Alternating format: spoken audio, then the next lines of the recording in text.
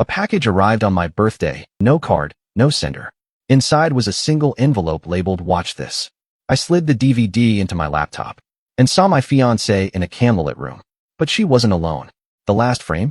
Her whispering, "I love you," to someone who wasn't me. I don't really post much. I mostly read on here.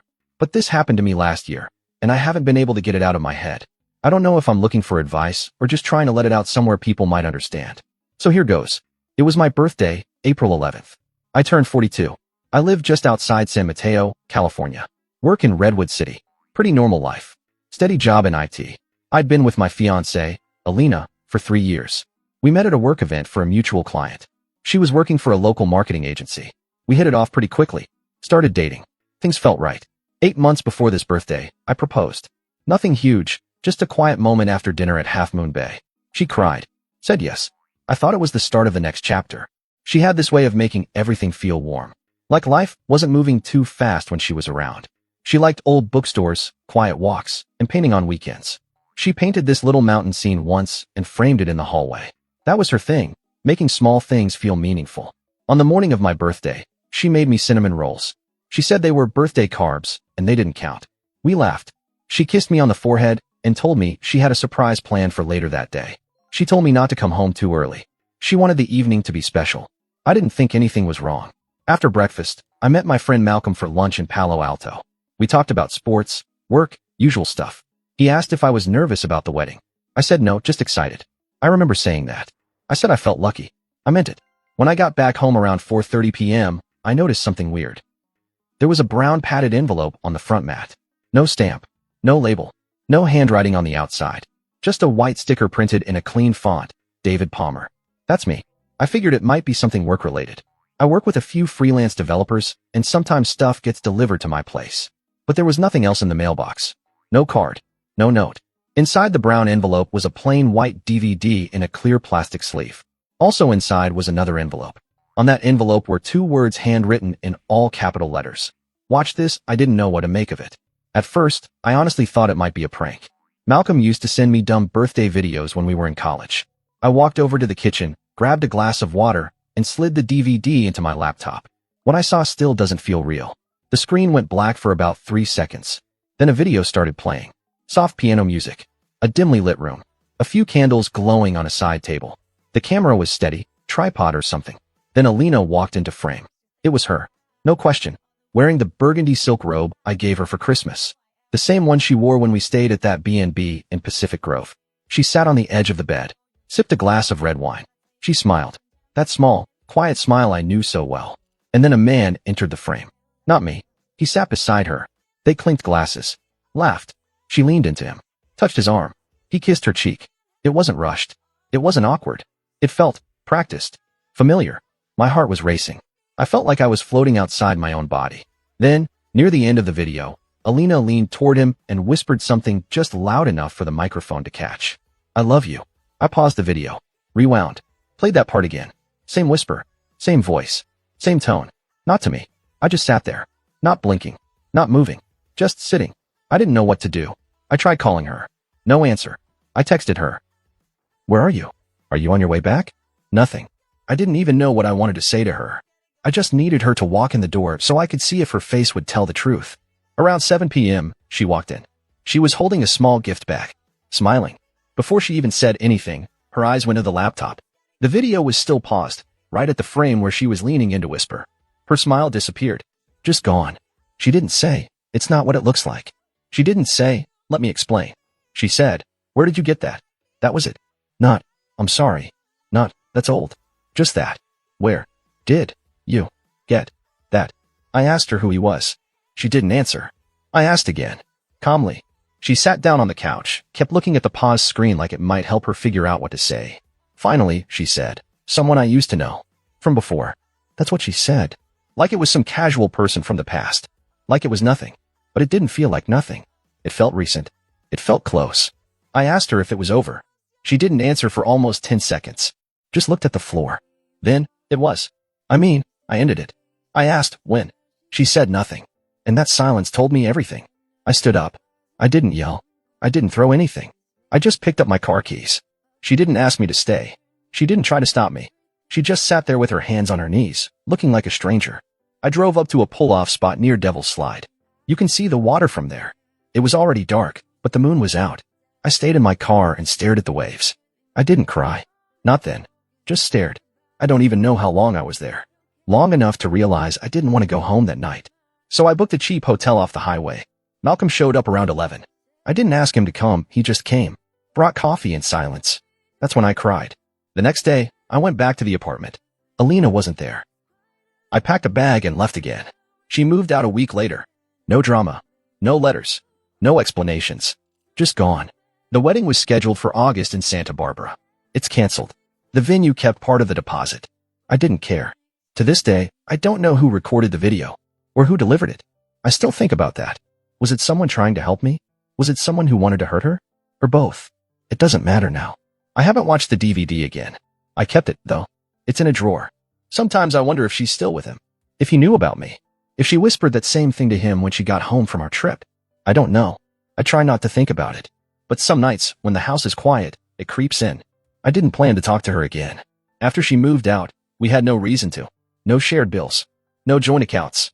I didn't ask for anything back. Not even the ring. I blocked her on everything. Phone. Email. Social. I wanted to pretend none of it ever happened. But the silence didn't last. 3 weeks later, I got an email. Not from her. From an address I didn't recognize. The subject line just said, "You need to know the full story." I clicked it, hesitated. It felt like opening a door I had locked for a reason. But curiosity doesn't knock. It kicks things in. The message was short. She wasn't just with me. She was with 2 others. I thought you should know. Are no attachments? No links. Nothing else.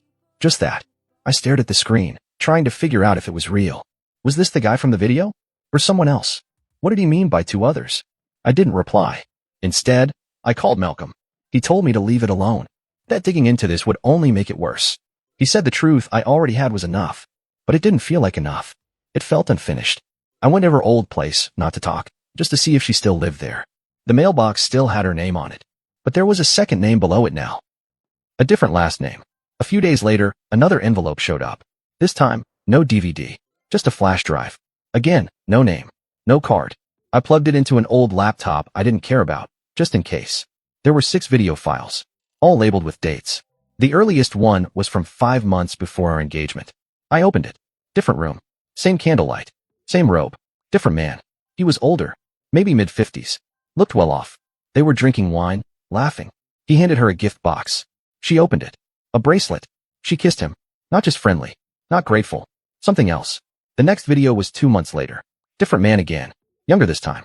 Maybe early 30s. Gym type. Same robe. Same smile. Same, "I love you." I stopped after the 3rd video. I couldn't watch the rest. I wasn't angry. I wasn't even heartbroken anymore. I felt stupid. Like I had lived in a different world than she did. One where love meant something stable. Something you could stand on. I thought we had that. But apparently, she was walking on a floor made of trapdoors. I deleted the files. But I kept the flash drive. I still don't know why. 2 days after that, I got a message from an unknown number. It just said, "You should stop digging. It won't change anything." I didn't reply, but I saved the number and did a reverse lookup. It was linked to a VoIP account. No real ID. Disposable. That's when I started thinking this wasn't just a breakup. This was something else. Something bigger. Maybe darker. Later that night, I was walking back to my car from the grocery store. I saw someone standing near it. Just a guy in a dark hoodie. He wasn't doing anything, just standing by the passenger side. When I got closer, he walked away fast. I called out, but he didn't look back. There was a small note tucked under my windshield wiper. "You were never supposed to see that video." No signature. I reported it to the police the next morning. Filed a report. They said there wasn't much they could do. No threat. No proof. But something was shifting. I could feel it. It didn't feel like I'd been cheated on anymore. It felt like I had been pulled into something I never agreed to. Malcolm told me again to leave it alone. She's out of your life now. Don't let her stay in your head. But I couldn't shake the feeling that I didn't know who she really was. I had lived with her, slept beside her, planned a future with her. And yet, everything I knew about her was just surface. The real her was in those videos. And I had no idea what else was hidden. Last week, I went back to that same lookout by Devil's Slide. I needed to think, to breathe. But this time, I wasn't alone. When I got there, a car was already parked in the spot I usually take. A silver Lexus. I waited in mine. 10 minutes passed. Then 20. I was about to leave when the driver got out. It was her. Alina. She walked toward me, slowly. No smile. No gift bag. Just her. And a tired look on her face. I rolled down the window, but didn't say anything. She said, "I know what you saw." I didn't respond. She took a deep breath. "It wasn't supposed to get to you." I asked her who sent it. She looked away. "Someone who got hurt." I asked, "Was it true?" "All of it." She nodded. "Most of it." I asked, "How many?" She didn't answer. Then she said something that shook me more than anything else had. "I was never supposed to get engaged to you." That sentence sat in the air like fog. "I was supposed to leave before it got serious," she said. "But I didn't. And then it got messy." I asked, "What does that mean? Were you being paid?" She didn't answer. But her silence wasn't blank. It was full of things she couldn't say. Or wouldn't. She reached into her pocket and pulled out another flash drive. Placed it on my windowsill. "I don't expect you to forgive me. But if you really want to know everything, it's all on there." Then she walked away. Got back into her car. Drove off. I haven't opened it. Not yet. But I will. Because now I need to know everything. And I have no idea how deep this goes. I waited 4 days before opening the flash drive Alina gave me. 4 days of walking around like a ghost. I'd wake up, shower, go to work, come home, sit in front of it. Just looking at the little black stick on my desk like it was wired to explode. On the 5th day, I plugged it in. There were documents, screenshots, emails, audio clips, even a PDF of what looked like a signed agreement, and a final video. Before I tell you what happened in it, you need to understand one thing. I wasn't angry anymore. Not in the way I had been. I was numb. Like whatever part of me that used to get angry had packed up and left. The video opened with Alina, sitting in a hotel room, talking to someone behind the camera. She wasn't crying. She wasn't apologizing. She looked resigned. She said, "This is the last one. After this, I'm done." The voice behind the camera asked, "Are you sure?" She nodded. "He's a good guy. But he's not part of this world. He doesn't deserve to be dragged in deeper." Then she pulled out her engagement ring. Took it off. "He fell for the version of me I wanted to be. But I can't keep pretending." That was it. That was the last file. The PDFs were financial agreements. NDAs. Payments. Names of people I didn't know, all men. It took me a while to connect the dots. But eventually, I saw it. She had been involved in something structured. Not just random affairs. It was discreet. Arranged. Protected. Men with money. A few weeks here. A few weekends there. She lived in 2 lives at once. And I was her cover. Her normal. Her steady. I don't know if she ever planned to stay. Maybe I was her way out. Maybe I was just a pause between what she thought was freedom and what turned out to be more chains. I didn't know what to do with this information. So I did the one thing I never thought I'd do. I went to her. She was at a gallery in Sausalito. A friend of hers was showing some work. I walked in during the middle of the event. People drinking wine, looking at painted hillsides and boats. Soft music playing. She saw me from across the room. I didn't wait. I walked right up to her and said, loud enough for people nearby to hear, "How many of them were there?" The air snapped like a rubber band. People froze. Glasses stopped mid-sip. Alina looked around, then back at me. "David, not here. No, here. Now. Say it." Her voice dropped low. "You don't understand what I was dealing with." I said, "Then explain it to me. Let them all hear it. Let them hear how I was just the steady background music while you sang lead in someone else's show." She pulled me aside, into a hallway near the bathrooms. Her hands were shaking. "I didn't do it to hurt you.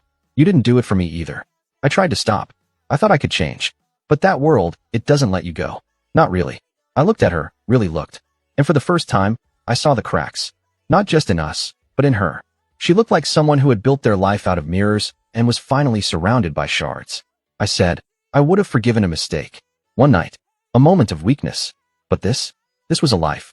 And I was the part you kept clean so you could feel normal." She didn't argue. She didn't cry. She just said, "I know." People walked past us. I saw her friend glance our way, concerned. Then Malcolm showed up. I had texted him earlier to meet me there, just in case I lost my nerve. He looked at her, then at me. "You ready?" I nodded. Alina didn't try to stop me. She didn't follow. She just stood there, holding her wine glass like it was the last thing tethering her to the room. When we got outside, Malcolm asked, "Do you feel better?" I said no, but I feel finished. We sat on a bench near the water, boats bobbing in the dock. The sun was setting. It felt quiet again. I didn't sleep much that night. Too much noise in my head. But the next morning, I opened all the windows. Let the air in. I made coffee. Took a shower. I didn't cry. I didn't call her. I didn't replay the videos. That flash drive? I mailed it back. No note. No return address. I don't need to carry her secrets anymore. Malcolm still checks in with me. Sometimes we go hiking or grab lunch. He says I dodged a bullet. Maybe he's right. Tess and I lost touch. I think she felt the weight of the whole thing. She wanted something light, and I was heavy. I don't blame her. There's this feeling I get now when I walk into my apartment. It's quiet, but it's a real kind of quiet. Not the kind that comes from pretending everything's fine. I think that's worth something. What did I learn? That love doesn't always come with honesty. That some people love how you make them feel, not who you are. That being the safe place doesn't mean you're valued. Sometimes it just means you're used as shelter. Would I fall in love again? Maybe. But next time, I'll ask more questions. I'll listen to the silences, not just the words. I won't ignore the little moments that feel off. Because now I know what it feels like to be the last to know. And I never want to feel that again. So yeah, that's the end of it. For now anyway.